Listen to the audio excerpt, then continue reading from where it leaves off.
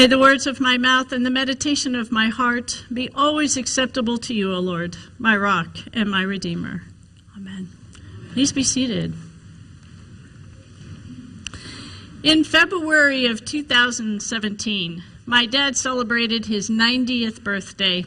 He had lived a pretty charmed life. He was a World War II veteran, and for the first 90 years of his life had not one single medical scary thing. But something new began in his 91st year. By April, he was suddenly legally blind. And then in June, I was on pilgrimage in Israel, and he went into cardiac arrest. And in July, while I was on my way to Pennsylvania to visit my folks, his kidneys began to fail. I stood in his hospital room, listening to his doctor explain to him that he had developed a blood disease in his 91st year that was systematically attacking his organs. And the doctor had kind of adopted my dad as a father figure, so he was weeping as he was talking to Dad, and he explained there just were no more medical actions. It was time for Dad to go home and be in hospice. As the doctor was talking, my dad was regularly nodding along. And then when the doctor finished talking, Dad extended his hand and they shook hands, and Dad thanked him for everything he had done. The doctor and his entourage walked past me as they went out of the room. And then Dad made direct eye contact with me and asked in an unusually loud voice, "What the heck did he say? I don't have my hearing aids in."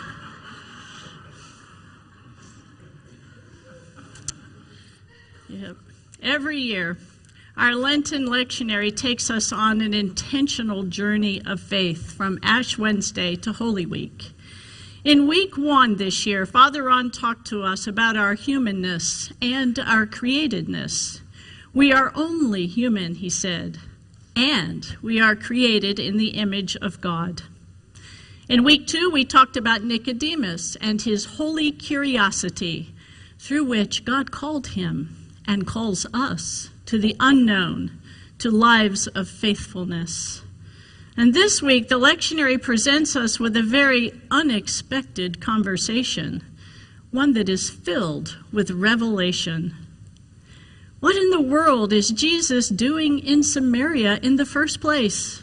People from Judah didn't mix with people from the northern kingdom.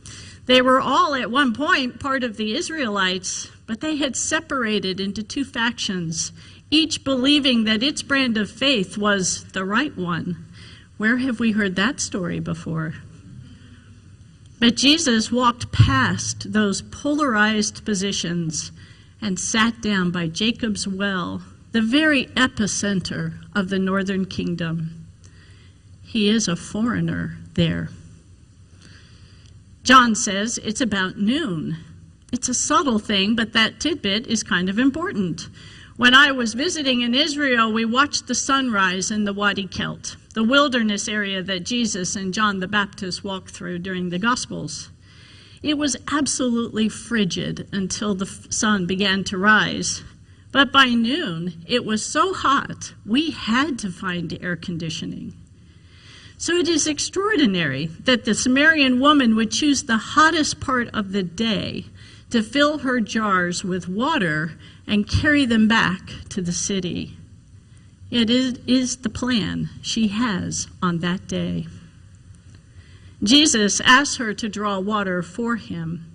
She's taken aback because the people from Judah didn't mix with the people from Samaria. She certainly did not expect him to speak to her and even ask for a gift. Sandra Schneider's author of a book on John's Gospel observed 3 interesting things about the unconventionality of the woman at the well. The first is she has a pretty checkered past. In her day, to have had 5 husbands is extraordinary. But she doesn't have any tone of embarrassment about this, and Jesus has no tone of condemnation about it.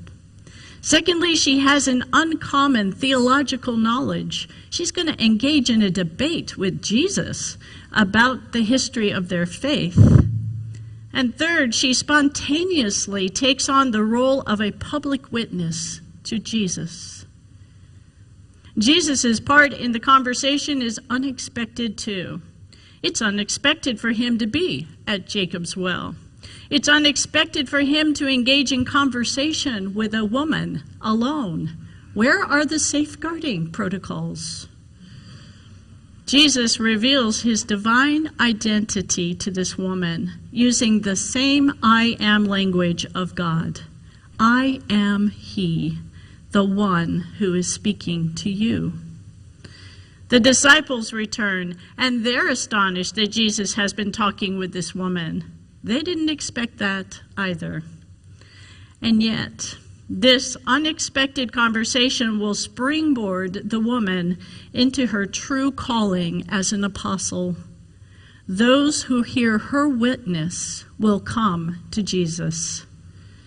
The encounter between Jesus and the woman will change lives. In Dad's hospital room, I walked to his bedside and said, "Dad, your body's giving up before you do." It was the most theological thing I think we had ever talked about, but I was saying to him that the person I love is more than a physical body, and that person is eternal, but the body is not. I stayed in Pennsylvania for an extra week and helped Dad with the arrangements he wanted, and then I went back to seminary. And every day we would talk on FaceTime, and one day Dad said, "I'd like to talk to a chaplain." I reminded him that I had introduced him to the hospice chaplain, who ironically was also named Bob, so they could talk Bob. But Dad said, "I don't want that chaplain." I said, "Okay, well, who do you want?" "I want you." We made the journey as parent and child and as chaplain and patient. It was an unexpected outcome from an unexpected conversation.